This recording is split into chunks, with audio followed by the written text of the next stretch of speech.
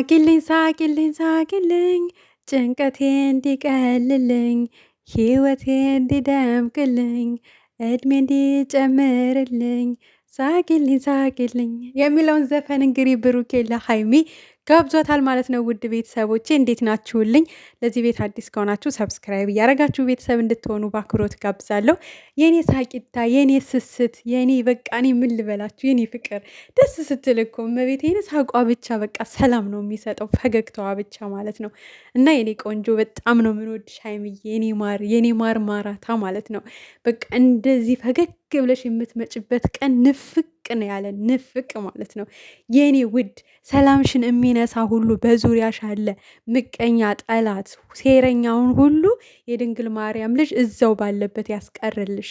በቃ እዛው በቦታው ማለት ነው። ወደ አንቺ እንዳይደርስብሽ የሚያስከፋሽን ነገር ሁሉ ከርቀት ያዝልሽ። በቃ ይሄን ነው እምልሽ። በቃ ናፍቀውናል። እውነት ለመናገር የድሮ ሰላማቸው፣ የድሮ ፍቅራቸው በጣም ነው የናፈቀን፣ በጣም ማለት ነው። እና እግዚአብሔር አምላክ ደግሞ በቅርቡ እንደሚያደርገው ሲሆን ዛሬ አዲስ ነገር ይዘው እንደሚመጡ ተስፋ እናደርጋለን። ብዙ ልጆች ደግሞ ዛሬ ሀይሚ ወንድ ይዛ ትመጣለች ምናምን እያላችሁ ነበር እና በቃ ይዛም ከመጣች እሳይ እንኳን ይዛ ትምጣ በቃ። ምክንያቱም ያን ያክል ወንድ ይዛ መጣች ማለት ፍቅረኛዋ ነው ማለት አይደለም። ወንድ ይዛ መጣች ማለት ደግሞ በቃ ከብሩኬ ከተለያየች አለቃ ከተመ ማለት አይደለም። በቃ እልህ ተገባብተዋል፣ ግልጽ ነው። ብሩኬ ማብሳላት ፍቅረኛው ሆና ወይ ደግሞ ሌላ ነገር ምናምን አይደለም። አንደኛ ከሀይሚም ጋም ከተመልካችም ጋም እልህ ስለተያዘ በቃ አብሳላትን ይዞ መጣ። ዛሬ እንግዲህ ሀይሚ ወንድ ታመጣለች ምናምን እያላችሁ ነው። ብታመጣም ታምጣ አዲ በቃ እልህ ነው፣ ይዋጣላቸው። እነሱ እርስ በርሳቸው እንግዲህ እልሃቸውን እስከሚጨርሱ ችግር የለውም። እንደዛ ማለት ደግሞ እሷ ይዛ መጣች ወይ ደግሞ እሱ ይዞ መጣ ማለት ደግሞ ሌላ ነገር ነው ማለት አይደለም። ማለት አንዳንዴ የሆነ ከወንድ ጋር ታያችሁ ማለት ያ ወንድ ፍቅረኛችሁ ነው ወይ ከእናንተ ጋር የሆነ ነገር አለው ማለት አይደለም። ከሴት ጋር ታያችሁ ማለት ያቺ ሴት ፍቅረኛችሁ ናት ወይ ደግሞ ከዛች ሴት ጋር የሆነ ነገር አላችሁ ማለት አይደለም። እንዴ አንዳንዴ በቅንነት እስኪ ነገሮችን እናስባቸው። ሁሌ መጥፎ ነገር ወደ አእምሯችን ከሚመጣው በቃ እልህ ውስጥ ናቸው። ግልጽ ነው ይሄ፣ ምንም ጥያቄ የለውም። እልህ ውስጥ ናቸው፣ ተያይዘዋል፣ አለቀ በቃ። ልክ አሁንም እንደ ሩታና እንደ አብርሽ ማለት ነው። ሩታ አሁን ከደስታ ጋር ሆና አብርሽን እያበሸቀችው እንዳለ ሁሉ አብርሽ ደግሞ ከሄርሜላ ጋር ሆኖ ሩታን እያበሸቃት እንዳለው እንደዛ ነው ሀይሚና ብሩኬ ጋም የተፈጠረው ነገር ወይ ደግሞ እናንተ ዛሬ ይፈጠራል ያላችሁት ነገር እንደዛ ነው። በቃ አለቀ። እልህ ውስጥ ናቸው። እልሃቸው እስከሚወጣጣላቸው እንደፈለጉ የሆኑ ብቻኛ እነሱን የሚያለያይ ነገር ማየትም መስማትም አንፈልግም።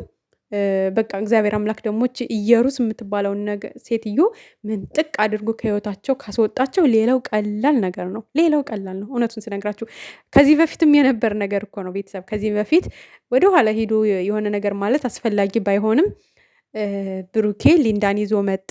ከዛ ደግሞ ሀይሚ ቀጠለች። ማን ነበረ ስሙ? ቅዱስን ይዛ መጣች ማለት ነው። ያ ምንድን ነው? ያ ሪል ነበር አልነበረም? ሀይሚን ብሩኬን ለማብሸቅ ነው፣ ብሩኬም ሀይሚን ለማብሸቅ ነበረ እንደዛ የነበረው ማለት ነው። መጨረሻ ላይ እውነቱ ሲነገር ደግሞ ቅዱስና ሊንዳ ተመካክረው እነሱን በቃ እንትን እያሉ ነበር፣ ወደ ትክክለኛው መንገድ የሚገቡበትን ነገር እየተመካከሩ እየተደዋወሉ እያስተካከሉ ነበረ ማለት ነው። እና ስለዚህ አትፍሩ። ዛሬ ሀይሚ ወንድ ይዛ ትመጣለች። ካመጣችም እንኳን አመጣች በቃ እነሱ ውስጥ ናቸው ብላችሁ አስቡ እንጂ በቃ ከወንድ ጋር መጣች ማለት በቃ ከዛ ወንድ ጋር ፍቅር ልትጀምር ነው ወይ ፍቅር አላት ወይ ምናምን አይደለም። ብሩኬ ከሴት ጋር መጣ ማለት ከዛች ልጅ ጋር ፍቅር አለው ምናምን ማለት አይደለም። እንዴ አይደለም በጭራሽ ማለት ነው። እነሱ የማይጠፋ የማይደበዝዝ ፍቅር ነው ያላቸው ሀይሚና ብሩኬ። እልህ ውስጥ ሊገቡ ይችላሉ። አዎ እልህ ውስጥ ናቸው፣ ምንም ጥያቄ የለውም። ግን ደግሞ ነገሮች ይስተካከላሉ፣ መስተካከል ባለባቸው መንገድ ማለት ነው። እንደውም ዛሬ ማለት ነው ብሩኬን ሀብሉን ስላወለቀው ቆንጆ ምሳ ሰርታ ሰፕራይዝ እንደምታደርገው ነው እኛ እየጠበቅን ያለ ነው። በቃ ዋናው ነገር አንድ ውሳኔ ላይ ደርሰሃል። እሱም ውሳኔ የአንገት ሀብሉን በማውለቅህ ራሱ እኔ በጣም ደስ ብሎኛል። እኔም ተመልካችን ቤተሰብም የምንፈልገውን ነገር ነው ያደረግከው ብላ በሰላም ቤት ሲሄድ በፍቅር በሰላም ተቀበለዋለች የሚል ሀሳብ ነው እኛ ያለን። እናንተ ደግሞ ዛሬ ሀይሚ ሌላ ወንድ ይዛ ትመጣለች ለማየት ያብቃችሁ የምትሉ አላችሁ ቲክቶክ ላይ። ኧረ ተው ተው ግን ተው ሌላ ጭንቀት አትሁኑብን። ሲጀመር ብታመጣም በቃ ኖርማል ነው፣ እልሃቸው እስከሚለቃቸው ማለት ነው እንጂ ሌላ ነገር ይኖራል ወይ? ፍንክች ሀይሚ የብሩክ ናት፣ ብሩክ የሀይሚ ነው፣ አለቀ። ይሄንን 100% ደምድማችሁ ብትይዙ ደስ ይለኛል። እነሱ አይለያዩ።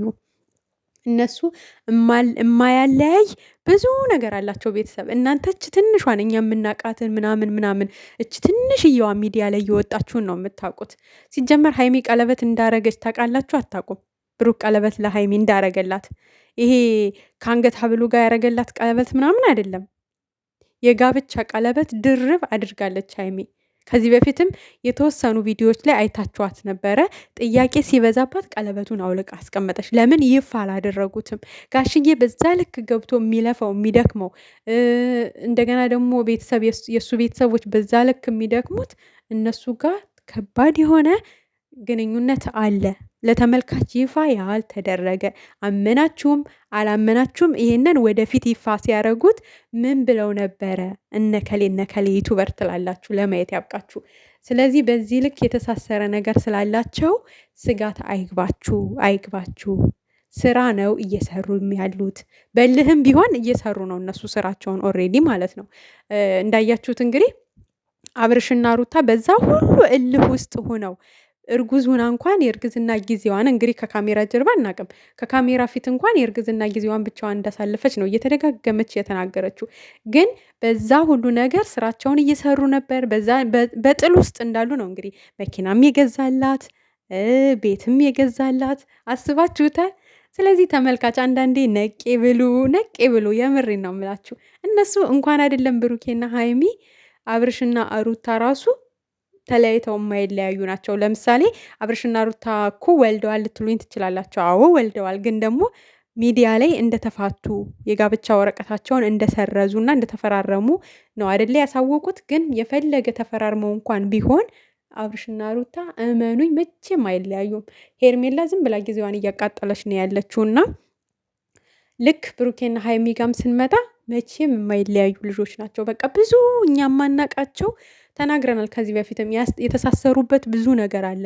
እነሱም ተናግረዋል። ሚዲያ ላይ ያላወጣናቸው ብዙ ነገሮች አሉ። አሁን ለምሳሌ ስራ አላቸው ከዩቱብ ውጭ ማለት ነው። ብሩኬም የራሱ ስራ አለው፣ ሀይሚም የራሷ ስራ አላት።